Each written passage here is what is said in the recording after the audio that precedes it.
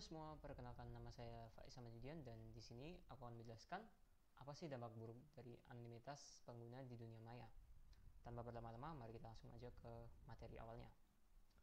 Anonimitas atau dalam bahasa Inggris anonymous diambil dari bahasa Latin an dan onima atau bahasa Yunani anonymous yang artinya sama, yaitu tanpa nama. Secara sederhana, anonimitas di dunia maya berarti pengguna tidak harus menunjukkan identitas asli mereka. Hal ini memungkinkan mereka menggunakan nama samaran, avatar palsu, atau bahkan akun yang tidak terhubung ke data pribadi mereka. Banyak platform yang sebenarnya menyediakan fitur anonimitas ini, forum-forum online, aplikasi chatting anonim seperti Telegram, WhatsApp pun juga bisa sebenarnya. Apabila kamu menggunakan nomor yang tidak tercantum ke data personalmu dan display name yang berbeda dengan nama aslimu. Bahkan media sosial seperti Instagram dan Facebook yang meminta nama dan tanggal lahirmu bisa saja kamu lakukan secara acak-acak sehingga kamu menjadi anonim di sana dan username-mu juga menjadi acak juga karena itulah cara kamu menjadi anonim di sana. Pada dasarnya anonimitas itu sebenarnya positif karena dapat digunakan untuk melindungi aktivitas di negara-negara yang membatasi kebebasan bicara atau mungkin memberi ruang kepada mereka-mereka yang takut untuk menyuarakan pendapat mereka. Namun sayangnya dampak buruknya ini seringkali terlihat personal atau individual. Di sini kita bisa lihat artikel dari Jawa Post Radar Solo yang menyatakan bahwa 45% remaja di Indonesia jadi korban cyberbullying. Nah, data ini diambil dari UNICEF yang menyatakan lagi bahwa sebanyak 45% remaja Indonesia usia 14-24 tahun pernah mengalami cyberbullying atau perundungan daring. 45% mengalami pelecehan aplikasi chatting, 41% menyebarkan foto atau video tanpa izin, dan sisanya cyberbullying dalam bentuk lain. Nah, bagaimana kita bisa tahu sih kalau ini bukan cuma teman-teman mereka saja yang cyberbullying? Di sini saya mendapatkan jurnal yang sangat baik sekali karena menganalisis dari beberapa platform sosial media seperti Twitter, Instagram, atau Facebook dan cyberbullying pelajar SMA di media sosial ini. Dan kita bisa lihat di simpulan penulis jurnal bahwa kasus cyberbullying juga terjadi di kalangan remaja dan pelajar sekolah. Dengan pelaku yang seringkali anonim, kasus cyberbullying tidak mudah dikenali dan dilacak pelakunya, namun berdampak pada luka psikologis yang mendalam. Nah, kita bisa lihat di sini juga, ini juga berkaitan dengan artikel Tempo ini, di mana korban cyberbullying rentan bunuh diri. Jadi sama saja, terkadang cyberbullying bersifat anonim sehingga korban mungkin tidak tahu siapa yang pelaku sebenarnya. Anonimitas indikasi daring ini dan menimbulkan kerugian emosional pada siapapun, di mana saja, kapan saja, tetapi sulit untuk dicegah. Nah, ini juga dampak buruk secara tidak langsung dari adanya anonimitas, yaitu karena anonimitas memberikan setidaknya sarana untuk orang-orang berani melakukan cyberbullying karena mereka tidak takut untuk tertangkap karena ya tanpa nama akun mereka tersebut. Maka ini juga membuat korban merasa terluka secara psikologis yang mendalam, karena ini bisa terjadi di mana saja, kapan saja, dan oleh siapa saja, dan kita tidak akan tahu orangnya yang mana. Nah, di sini korban akan merasa bahwa mereka menyerah lah, karena mereka tidak akan tahu apakah pelaku ini akan mendapatkan hukuman mereka atau tidak, dan pelaku sendiri pastinya akan merasa kurang akunabilitas karena mereka adalah anonim yang sengaja mengetik kata-kata tersebut. Selain yang ranahnya personal atau individu dalam cyberbullying, ada juga yang dalam pelecehan seksual, yang dimana kita lihat di Kementerian Pemberdayaan Perempuan dan Perlindungan Anak. Nah, dilansir dari data SafeNet Indonesia, pada 2024 kasus kekerasan berbasis gender online di Indonesia naik 4 kali lipat dibandingkan tahun sebelumnya, yaitu 118 kasus di triwulan 1 2023 menjadi 480 kasus pada triwulan 1 2024. Menteri PPPA menyebutkan korban KBGO pada rentang usia 18-25 tahun menjadi kelompok terbanyak, yaitu 272 kasus atau 57%, dan anak-anak di usia di bawah 18 tahun dengan 122 kasus atau 26%. Kasus yang muncul terkait dengan pelecehan dan eksploitasi seksual perempuan maupun anak secara online hingga penyebaran konten intim non-konsensual merupakan salah satu bentuk KBGO yang mudah terjadi. Bisa dialami siapapun, tetapi sangat minim solusi yang berkeadilan. Ini sama saja dengan yang saya katakan tadi di cyberbullying. Ini bisa terjadi oleh siapa saja, kapan saja, dan di mana saja, dan korban pastinya akan mengalami luka psikologis yang mendalam. Karena mereka merasa bahwa mereka tidak bisa melakukan apa-apa dengan komentar-komentar melecehkan, membuli, atau tersebarnya suatu konten-konten yang setidaknya tidak ingin mereka sebar.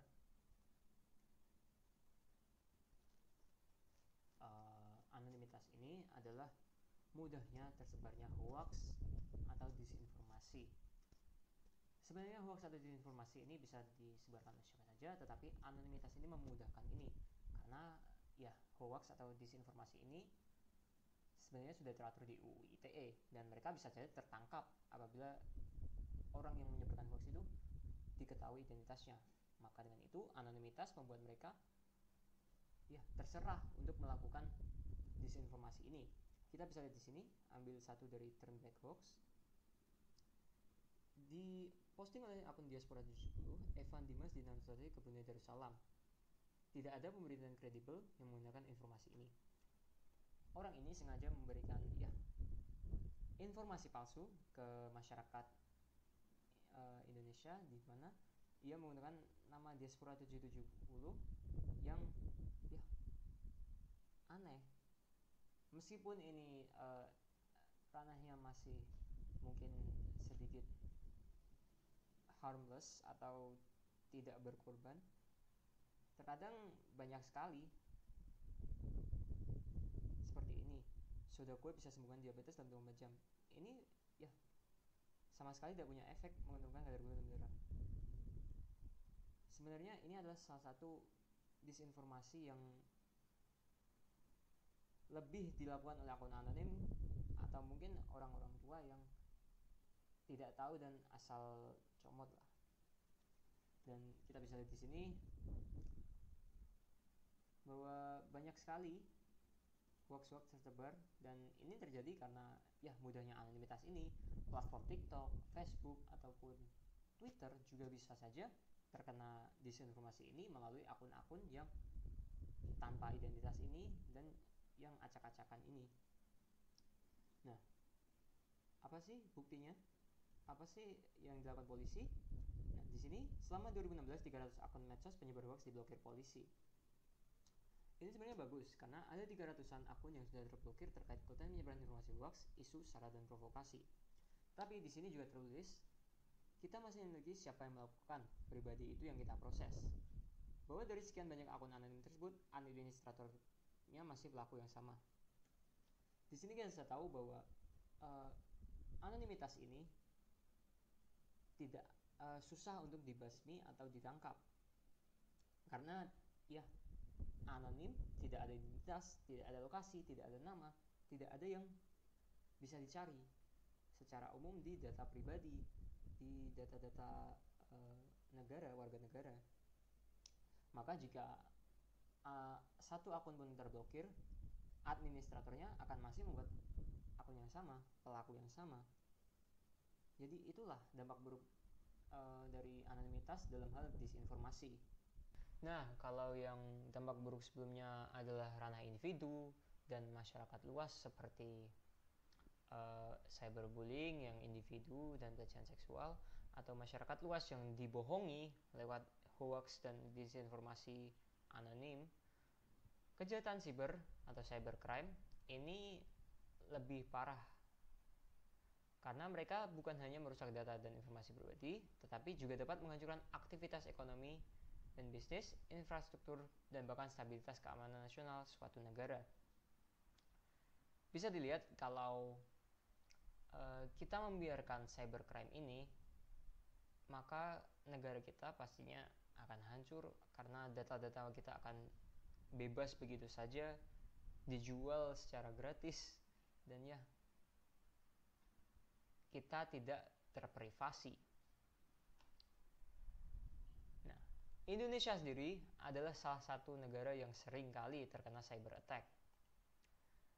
Di sini kita bisa lihat di falconfits.io, sebuah akun Twitter mengatakan bahwa total cyber attack di Asia Tenggara adalah 1594 dan Indonesia terkena 67% dari itu. Indonesia terkena kategori attack DDoS atau yang biasanya merusak website, dan data breach dan data leak yang mencuri data. Salah satu kasus cybercrime yang paling populer, yang pernah jadi populer lah, itu adalah kasus Bjorka, sebuah hacker yang populer karena mencuri data NPWP, dan bahkan hacker-hacker lain di breach forums itu yang mencuri data SIM card atau nomor-nomor telepon dari warga Indonesia. Dan ya, sedestruktif itu sih sebenarnya, karena data kita yang bersifat privat itu bisa saja dibeli orang dan digunakan secara tidak etis. Ini langkah-langkah yang bisa kita setidaknya lakuin supaya kita bisa mencegah dampak-dampak buruk inilah, atau mengatasi dampak-dampak buruk ini. Yang pertama-tama, kita bisa saja memberikan sebuah, setidaknya kita sebagai orang-orang yang lalu apa sih cara untuk mencegah dampak buruk atau mengatasi dampak buruk ini? Yang pertama-tama, kita bisa saja melakukan edukasi digital kepada mereka yang belum tahu, ya, yang dimana kita memberi tahu mereka bahwa ada loh tata cara etika dalam berinternet, yang dimana kita harus mengedepankan kemanusiaan dan ya fokus untuk memberikan positivitas lah di ranah sosial media itu atau internet tersebut. Kemudian kita bisa saja nerapin setidaknya kebijakan lah, suatu kebijakan yang dimana kita mendorong aplikasi-aplikasi ini untuk memberikan verifikasi identitas yang tanpa meminta data pribadi mereka, yang dimana kita bisa tahu bahwa itu adalah mereka sendiri yang mengetik, dan identitas itu adalah mereka yang mereka miliki sendiri. Nah, kita juga bisa buat setidaknya kalau kita tidak bisa secara langsung ke masyarakat, kita bisa saja membuat seperti sebuah akun di sosial media itu sendiri dan ya memberikan edukasinya melewat itu. Nah, saya rasa cukup untuk penjelasan saya untuk dampak buruk dari anonimitas ini sendiri. Dan sebagai kata-kata terakhir, saya ingin mengatakan anonimitas adalah alat yang bisa digunakan untuk kebaikan atau keburukan. Tapi ini tergantung bagaimana kita memanfaatkannya. Kita bisa saja jadi baik, atau bisa saja menggunakan anonim ini untuk melakukan cyberbullying atau pelecehan seperti itu. Maka dari itu, mari kita setidaknya bijak menggunakan anonimitas di dunia maya agar internet menjadi tempat yang lebih aman dan nyaman untuk semua. Terima kasih. Wassalamualaikum warahmatullahi wabarakatuh.